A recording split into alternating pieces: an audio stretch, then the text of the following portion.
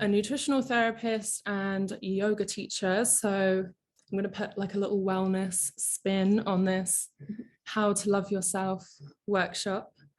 So a little intro slide. My name is Florence Gould, but people call me Flo. It's just much easier. And I'm the founder of Be Waved, which is an online wellness and yoga studio. And I like to teach my clients and my students how to find their own version of wellness. And I think wellness is like very unique. Wellness for one person is different from another. So that's basically my vibe. In general, my vibe is just no BS, like not just for wellness, but for everything, right? It's nice to know where you stand. And there are a few reasons why. So mainly the whole no BS thing is because diet culture is still very pervasive within the wellness industry. And this is something that I personally have experienced and moved through. And basically everyone that I know has experienced something similar, right? And as we navigate this new digital landscape that we're in, I think quite often, like, we're always just being marketed to, right? Everyone's always trying to sell us stuff, particularly within wellness. And a lot of the time there's so much misinformation floating around. And in my opinion, misinformation just isn't cool, right? So this is why, oh, someone's entered the waiting room. I'll admit them. Thank you. No worries. Okay, so moving on. Oh, sorry, I just got thrown off my little train of thought. So misinformation isn't cool, right? And a really easy example is like just slapping the label detox on the front of a green juice. Like, a green juice isn't going to detox you. You already have everything you need to detox. Green juice is great. Green juice has good stuff in it. But just because it has detox in the label doesn't mean it's actually going to do that, right? So that's just one example. And I'm going to elaborate on that a little bit more as we move through. Oh. Okay, so this is how no bullshit wellness works, right? So first of all, it's about what you know. And this is like the science bit, but of course you don't need to be an expert. You have, all you need is like a very basic level of understanding of health science, of diet, nutrition, whatever. Number two, this is how it makes you feel. And this relates to using your intuition, understanding symptoms that you might be having, tracking these symptoms, understanding your general well-being, like just having a little bit of introspection, understanding how you feel when you do one thing and when you do another. And then, of course, keeping track of that data. And then three, trial and error. And this is just, understanding how you feel when you do one thing and when you do another. And then you can create a wellness practice that is completely customized to you as an individual. And that is how we find ultimate wellness, right? Which is the goal. So there are a few things to keep in mind as we move through this presentation. First of all, what works for one person won't necessarily work for you, which obviously feeds into this whole kind of no BS approach. But it is important for me to say that these wellness tips are not prescriptive. It's more so a discussion, very much a general discussion. If you were to want to have professional help in terms of finding your wellness, right? That's something that needs to be done on a one-to-one basis. It's very, very personal.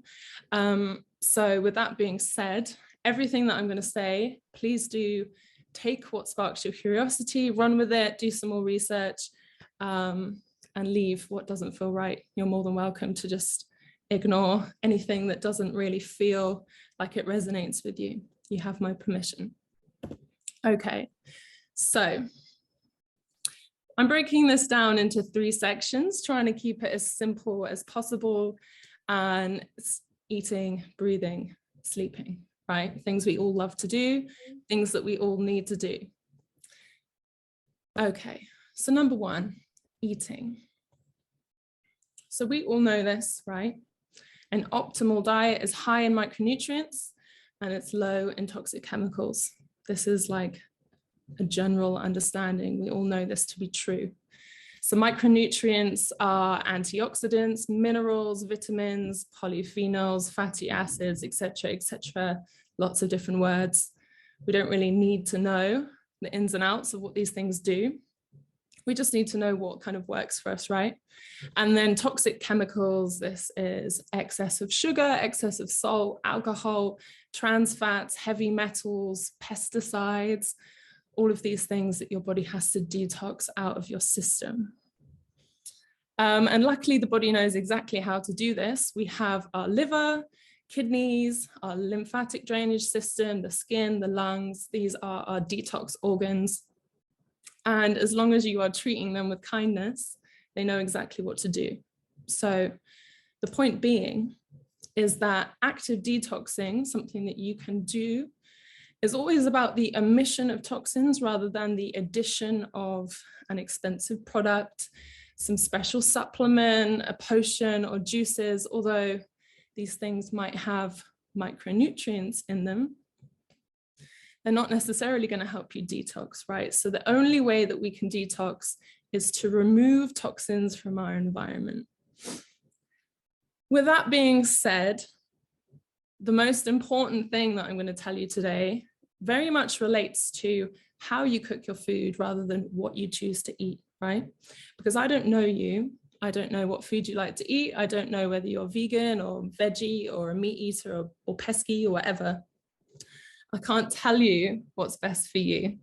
But what I can tell you is that how you cook your food is one of the easiest ways that you can detox your diet.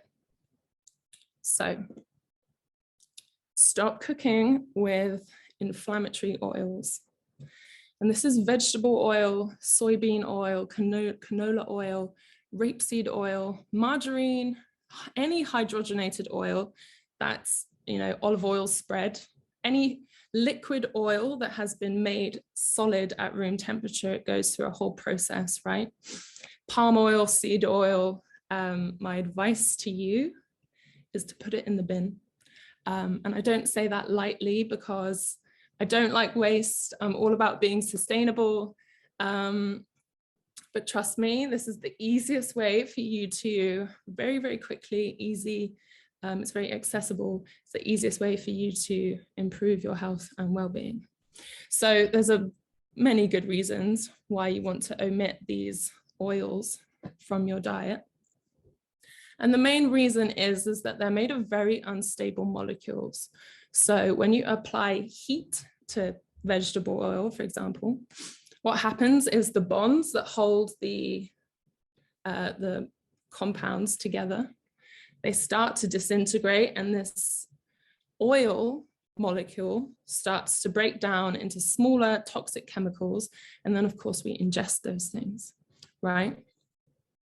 So unfortunately, you can't control what oil a restaurant uses, but you can control what oil you use in your kitchen. And these toxic chemicals, they're not only carcinogenic, they're really, really inflammatory for all of your cells. We have another person in the waiting room. I'll let them in. And unfortunately, inflammation is the root cause of pretty much all disease and ill health. So as we move through our lives, right, we want to try and be as healthy and happy as we possibly can. And that is part and parcel with reducing inflammation inside of the body. So the good thing is, right, is that you don't have to remove all oils from your diet. Extra virgin olive oil is really, really, really good for you. And this is best consumed cold. You can also cook with extra virgin olive oil at low to mid temp heats. And it's obviously, you don't want to fry with olive oil because it is a monounsaturated oil. So there will be a little bit of the bonds breaking down, right? But in general, extra virgin olive oil is very, very good for you. It contains something called oleocanthal, which is a very powerful anti-inflammatory. It's a very powerful antioxidant. So much so that some people recommend having a tablespoon of extra virgin olive oil every day as like a medicine, as a kind of natural alternative to, say, ibuprofen, which is a non-steroidal anti-inflammatory, which is very, very bad for your body. So that's a good option. And you'll know that your extra virgin olive oil has a lot of oleocanthal in it, because when you taste it, it has a very bitter kind of taste, and you'll feel the bitterness at the back of your throat. So I definitely advise you to go around and just taste as many extra virgin olive oils as you possibly can. And then if you want to fry your food, say mid-temp to high-temp cooking, coconut oil is by far the best shout. And this is because it is like 95% saturated fat. And saturated fat isn't bad for you. Any fat in conjunction with lots of sugar and salt, that is a recipe for disaster. But saturated fat on its own, there's absolutely nothing wrong with it. Going back to when you apply heat to an oil, those bonds that hold the oil together, in saturated fat, those bonds are very much stronger. So when you apply that heat, the oil doesn't break down, it doesn't produce all of those toxic chemicals. And it basically means that when you come to ingest your food, you're not consuming all of those toxic chemicals as well. So extra virgin olive oil and coconut oil, not only are they better alternatives to all of the other oils, but they are actually genuinely healthy for you as well. So moving onwards, we're going to talk about breathing.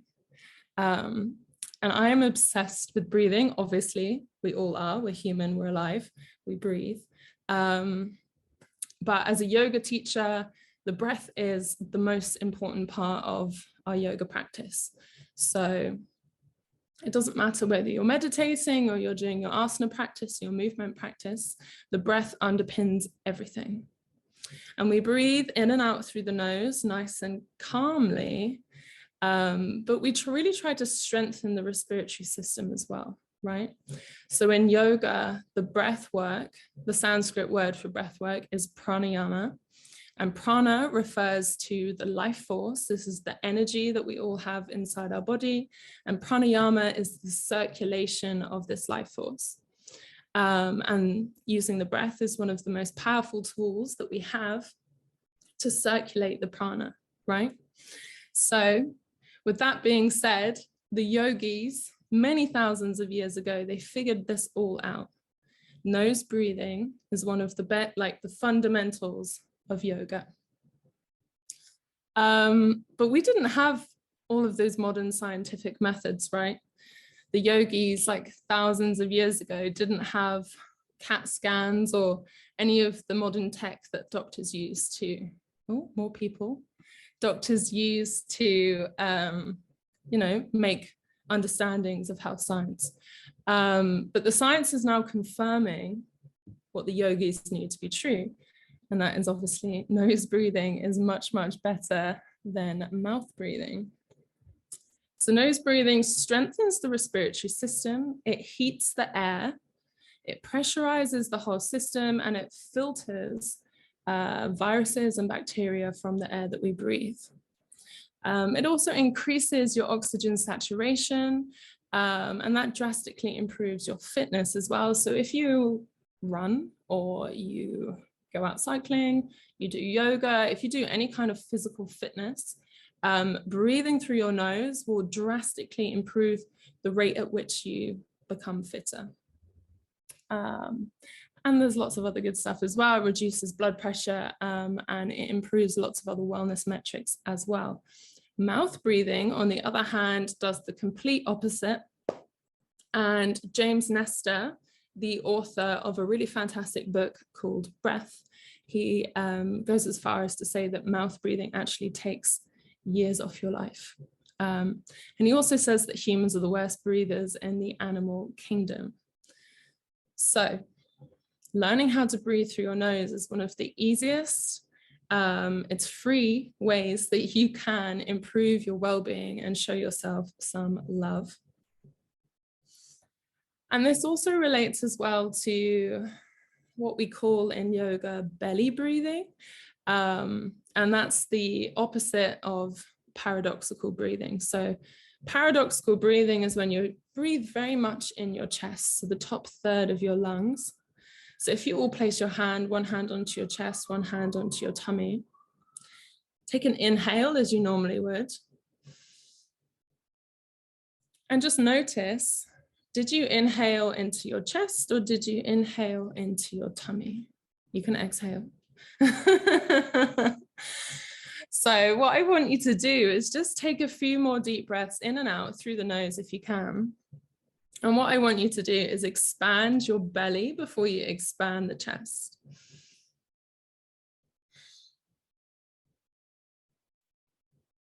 And when we breathe in this way, it means that we're really using the whole capacity of our lungs rather than just breathing up in our chest.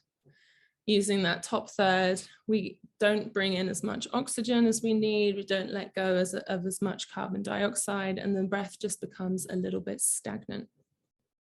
So if you want to show yourself some love, then what I would recommend is practice your nose breathing. If you aren't used to it, it might feel a bit strange. It might feel a bit constricted, but practice your nose breathing and breathe through the belly as well. So last section, we're moving now into sleeping. Okay, so sleeping is an evolutionary phenomenon. Our bodies are so intelligent, and we can pretty much fix most woes when we're asleep, right? The body has a long list of things that it goes through while we're asleep. And in order to stay happy, healthy, vibrant as we age, we need to make sure that our body ticks off this list, right? So there are a few things that you can do to ensure that your body is in the best position possible to do everything that it needs to do. So I'll go through a list, I've got them written out. So we encode memories, reduce inflammation throughout the whole body, and this in turn reduces the onset of a disease and ill health, right? Repairs muscles, removes damaged cells from the body, targets and removes damaged cells, strengthens your nervous system, and so much more.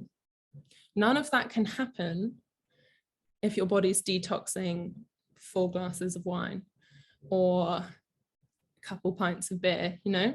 Your body can't do that if it's trying to find sobriety. So my suggestion to you is sleep sober as much as you possibly can. Obviously, this is your choice, how you want to consume alcohol, if you'd consume alcohol at all. But sleeping sober is one of the most important things that you can possibly do. As well as that, eating dinner slightly earlier than you normally would. If you're eating dinner at 9 p.m. and it's a big bowl of food, your body's going to spend about 4 or 5 hours digesting as you sleep. And again, your body isn't going to be able to get through that long list of things that it needs to do. So sleeping sober, trying to eat a little bit earlier, and then creating as much of a dark environment in which to sleep as possible.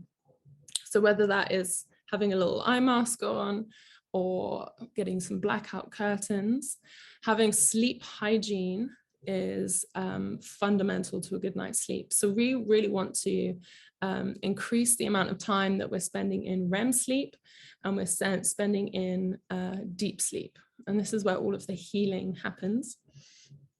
And if, you know, in the summer, particularly if the sun comes up and streams into your room at 5 a.m., if you're going to bed at 9:30, that's fine, you know. But if you go to bed around 11 p.m., then you're not really getting that much sleep. 6 hours isn't really enough. So what you want to try and do is create as much of a dark space as possible to sleep in. And then the last thing that you can do to show yourself some love is to expose yourself to sunlight in the middle of the day, for about 10 minutes, more if possible. And this helps us to regulate the hormonal sleep and wake cycle.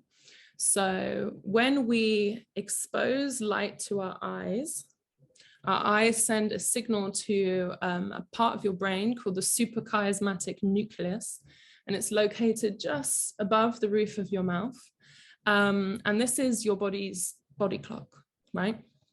So this is the part of the brain that regulates time within the whole of your body.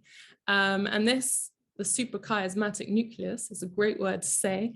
It helps us to regulate our hormones, right? So cortisol wakes us up in the morning, and then melatonin sends us to sleep at nighttime. And if this hormonal system is just out of balance, the easiest way that you can get it into sync is by exposing yourself to sunlight. And this is also a really good jet lag tip as well. So there we have it, our 3 sections, 3 things that we can do to show ourselves love. In summary, we swap out inflammatory oils for healthy alternatives, extra virgin oil and coconut oil. We breathe deeply through the nose, into the belly and not the mouth. And we focus on improving the quality and quality of your sleep habits for optimal repair and relaxation as well. So additional resources, just very quickly, 3 books that I highly, highly suggest that you read or listen to. Genius Foods by Max Lugavere. He's an absolute, he is a genius. Breath, The New Science of a Lost Art by James Nestor. And then Why We Sleep by Matthew Walker. And then you can also find me at Bewaved on Instagram, Twitter, and Facebook. So feel free to follow along there as well. And then lastly, thank you so much for listening. It's been a pleasure teaching you this evening. I hope I made sense. But please do add any questions to the chat box or ask at the end, and I'll be more than happy to chat with you. So yeah, thanks. Awesome. Thank you, Flo. No worries. If you make me a host again, I think. And in the meantime, I don't think there were questions actually, but George has said that he's read the book Why We Sleep. And Jane's go-to is earplugs, blackout curtains, and an open window is magical. So absolutely everything that you said. And she's also read Breath, so that's good. Amazing. And I would like to read all of those ones. But right, let me close that. Okay, well, that was awesome. Thank you so much for all of that. I know the oils, I like coconut oil is something I've made my family get. And I said to my boyfriend, we need to get that as well to cook with it instead of olive oil or other fats, especially sleep and breathing. We had the breathwork coach on the first webinar. So anyone who did come to that one too, obviously knows the ins and outs a bit of that. But even doing that exercise then, I realized I did actually breathe into my chest and breathing into my stomach. I felt way more open already just by doing that. So maybe I definitely should read that book, Breathe, for starters, and learn how to breathe. Apparently I don't know how to, so there we go. Right, okay, we'll leave questions for the end. So I'm going to go on to Jessica now. She's an NLP practitioner and life coach, so she's going to be going through all about how to communicate. I'm just going to do this in relationships and with yourself and set boundaries. And yeah, Jess, if you want to take it away. Hopefully everyone can see my little press. Thank you so much, Flo, for what you did. I honestly had so many takeaways. I was like, oh, that's really interesting. And actually, I've got a really similar approach to Flo, kind of all about making everything simple. I think so often we feel the need to overcomplicate everything. And actually, as Flo said, it's about making all of these different concepts work for you. And, you know, we're all very unique, all very special, All of our own relationships are therefore unique. And I think it's important to remember our own definitions and taking from each of this what works for you. So I am a life coach specializing in relationships. So we're going to be looking today at sort of how to strengthen your relationships, looking at 3 areas. So about creating and implementing boundaries, protecting your energy, and communicating your needs. And there'll be lots of kind of practical takeaways as well. And I think the most important thing to kind of caveat all of this is relevant to our relationships with other people, but actually it's also really relevant to the way that you look at yourself. So how you have boundaries with your own time with yourself, how you protect your own energy, and things like that. So it's important that we look inwards as well as looking outwards to other people. So I really, really love this quote, which, well, you can all read it, so I don't need to say what it is. But so many people struggle with boundaries and get a lot of feelings of guilt when we talk about boundaries, because they think that, if I say no, then someone's going to think ill of me, or if I'm inflexible, then it's going to look bad on me. But actually, boundaries are about having respect for yourself, respecting your time, respecting your energy, respecting your own kind of limits that you put in place for yourself. And actually, not about someone else. It's about protecting ourselves first. And I think it's really important for work, for relationships, for romance, and also for yourself. And I think often we forget that boundaries are for us. They're not for other people. They're not to offend anyone. So firstly, kind of looking at what even is a boundary. And so like with everything and all of these concepts, we have sort of a healthy place to be and unhealthy places to be. So if we look at kind of on the left-hand side where we have survival mode, often we have, and this was very much me before I did any kind of boundaries work with myself, was someone who has very, very high walls and has very, very high, rigid, strong boundaries. So perhaps people who say no all the time, are very inflexible, and often they feel like if someone is asking them to compromise, it's a personal attack against them. Like, you don't respect my space, I just have to say no.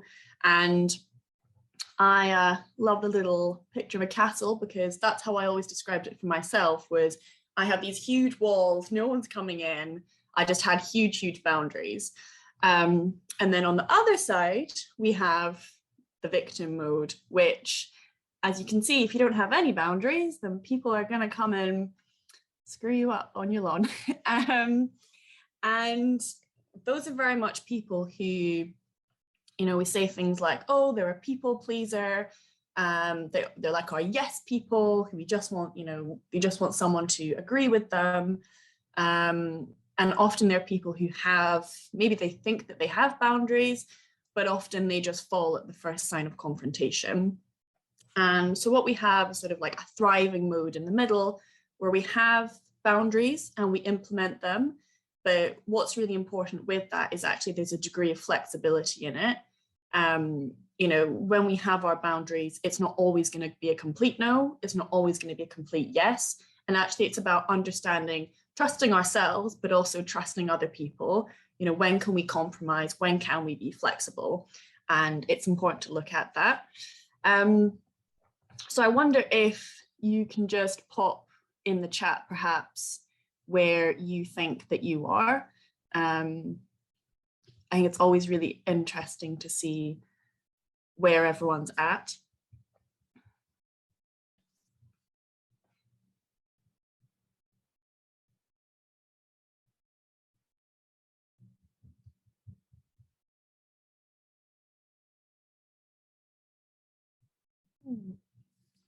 Yeah, it's interesting. This is a generalization, but lots of women especially find themselves in victim mode, and I think that's often to do with the way that we are, you know, brought up in the world.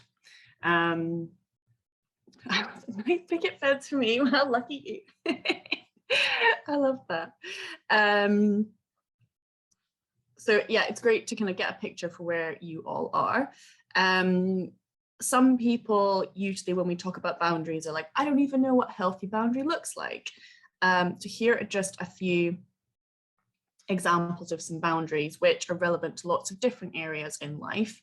And I think so often when we think about boundaries, we think around work and managing our time at work.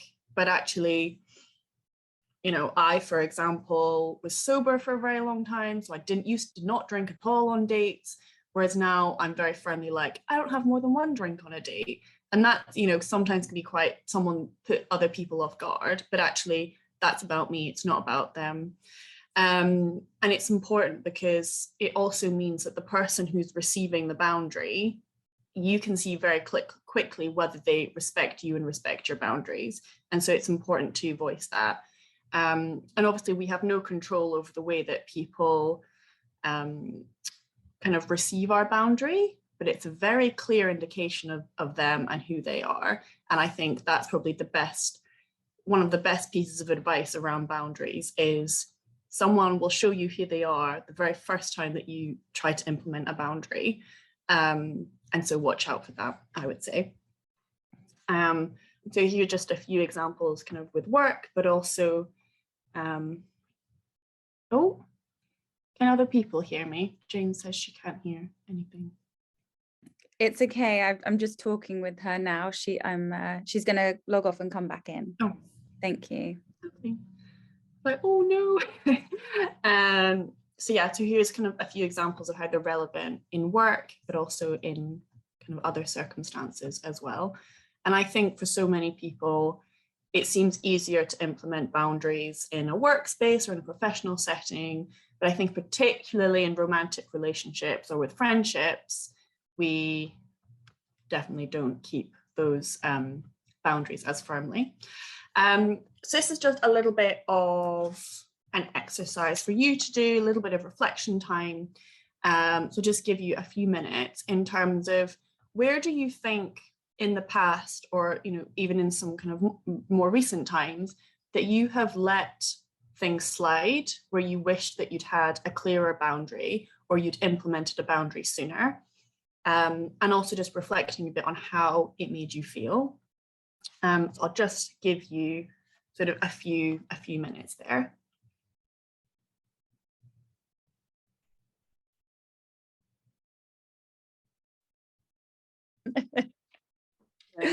I think there were other people too. We've got George.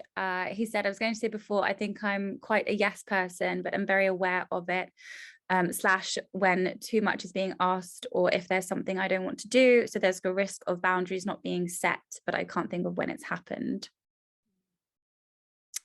And Matt, I struggle with the people pleasing element and struggle to say no to things when I know I can't take more tasks on, reflecting on how many times I've been dramatically. Okay, that's not part of it. Thank you, Matthew.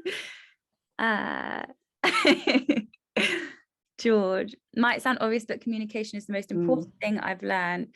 An awkward conversation isn't fun, but until it's had, you're the only one suffering. I can 100% back that. Awkward conversations and learning how to communicate was not my forte a year ago even. And Laura, we've got, I find setting boundaries quite easy. I value my happiness and feeling good greatly. However, I do struggle with when people judge you for setting boundaries. Ooh, that's an interesting bit at the end. Thank you, everyone, also for sharing everything. I think that's a really important point at the end is, you know, as you say, people sometimes feel like offended when you kind of set that boundary, but actually, you know, that is a reflection on them. And I think it's about an element of self-responsibility. And by setting a boundary, you are responsible for yourself, you're responsible for your well-being, and actually you're not responsible for how someone reacts to your boundary. That's on them. And I think it's really hard, you know, if we've been in an environment of people pleasing for such a long time, to be like, okay, that response is on you. I think it's very easy to kind of take it all in and be like, oh, they don't want to be my friend anymore, or like, oh, they won't want to go on a date with me, or my manager will think I can't manage my workload.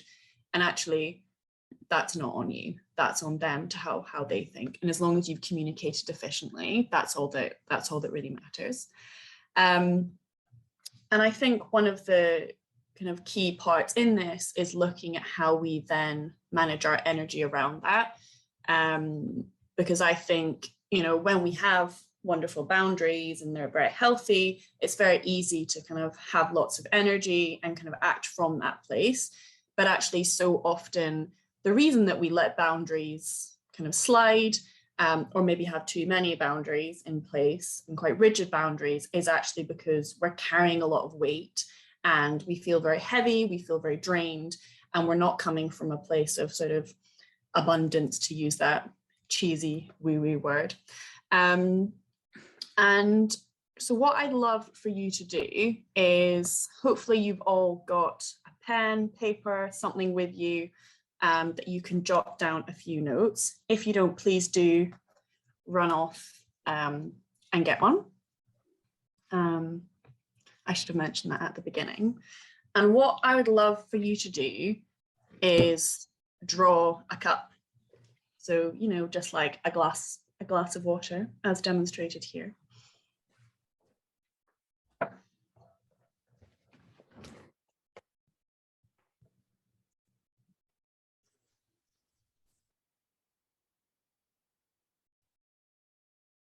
And within that, this is kind of what we call the energy cup. And thinking about a few different things here of what is it that fuels and feeds your cup? What is it in your life that pours water into the cup? That could be, you know, friends, family, it could be your work, it could be, you know, really anything for you. It could be dancing, singing, exercise. What are the things in your life that really feed you and fill up your energy cup? And what I'll do is, obviously, if you think, oh, I maybe don't, you know, can't think of anything right now, maybe just take notes of the questions and you can do it a little bit later on. Because I think what's really interesting is then when you kind of look at what takes your energy, it could almost be the same things like, oh, my family, they are so awfully draining, spending time with them is awful.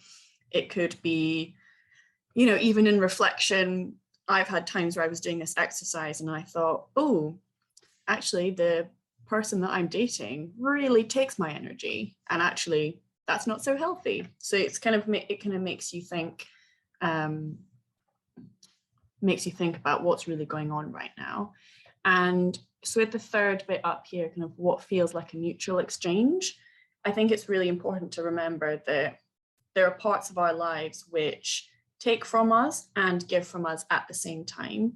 And, you know, a really good example of that is something that maybe you really, really love, like running, for example, but actually when you come back from a run, you could feel really exhausted. So it's important to remember that there are things in life which it's more of a mutual exchange, or there could be people in your life where it's more of a mutual exchange as well. So I'll just give you a few moments to jot stuff down there as well.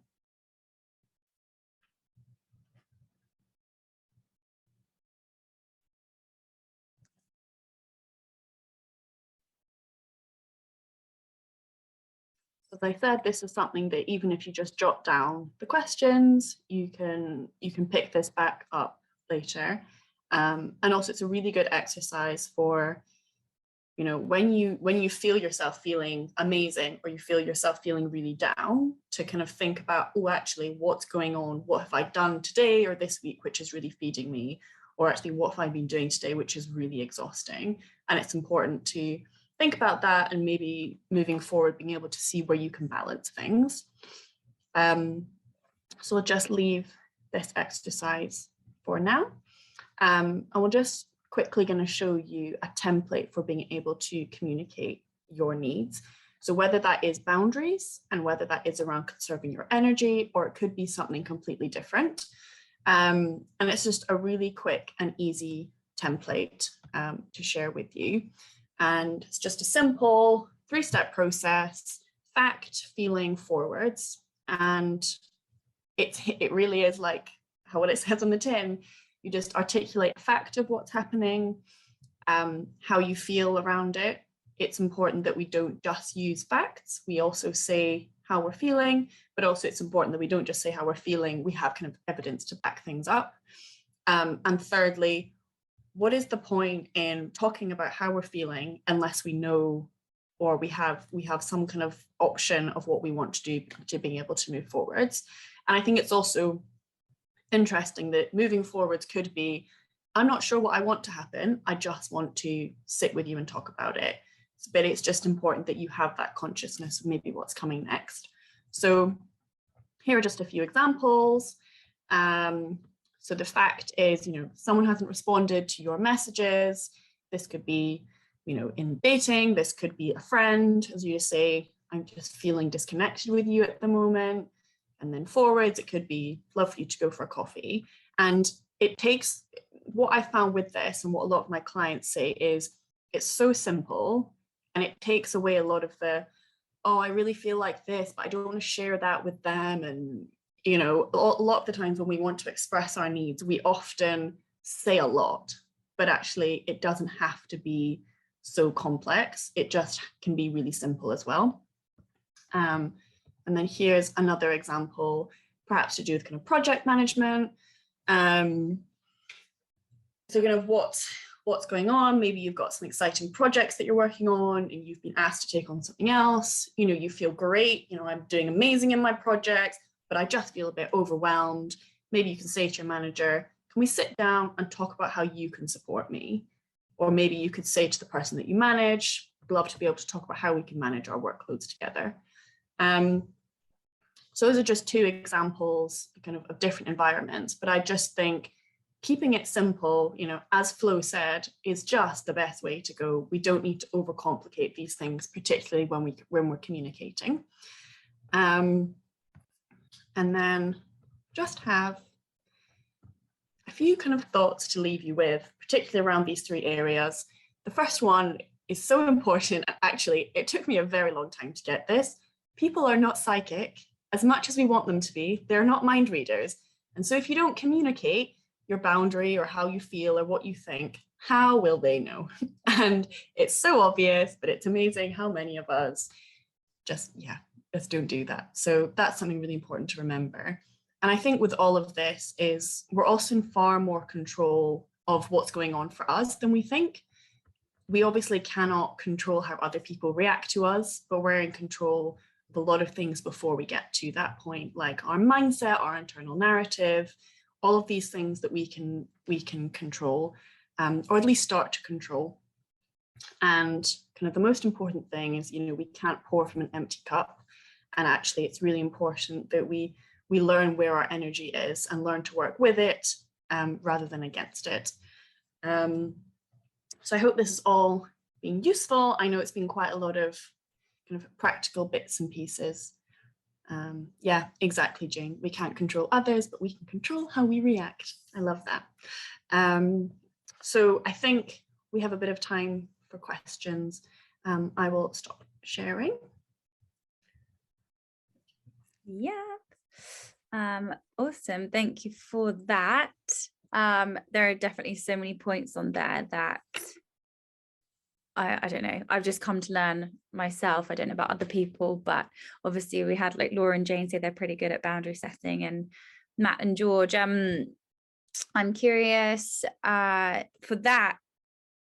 Obviously their thing was saying no. Do you have any advice on how someone can go about, well, saying no, or not feeling bad for saying no, or yeah, obviously you've got the fact feeling forwards, but I'm curious because to say no, it's obviously you're feeling guilty for something. So what can come from that? I think the most kind of important thing, and this is sort of the most basic fundamental principle of any life coaching, executive coaching, whatever, is about self-responsibility. and about kind of thinking you are only responsible for yourself. You're not responsible for how someone else thinks, how they feel. And actually, it might sound quite cutthroat, but actually, it's really important to remember that, because if someone else, at work hurts your feelings, they might not have any idea that they've hurt your feelings. And again, unless you've communicated that, how will they know? But also at the same time, if you've hurt their feelings, unless they communicate that to you, you don't know that. So why are you assuming that you've hurt their feelings? Why are you feeling guilty for something that no one's communicated to you yet? And I think it's really important to remember that we really are just the ones who are responsible for ourselves. And it's not to say we don't care about other people, because obviously we do, but it's about learning that you are responsible for yourself first and foremost. And then once you do that, you then have the power to care for others. That's really I don't good. know if that was helpful. Yeah. No, I think that was actually a really good one. I haven't had it put like that before.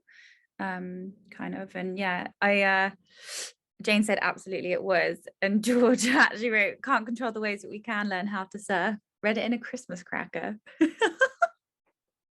I like that one, but it's true.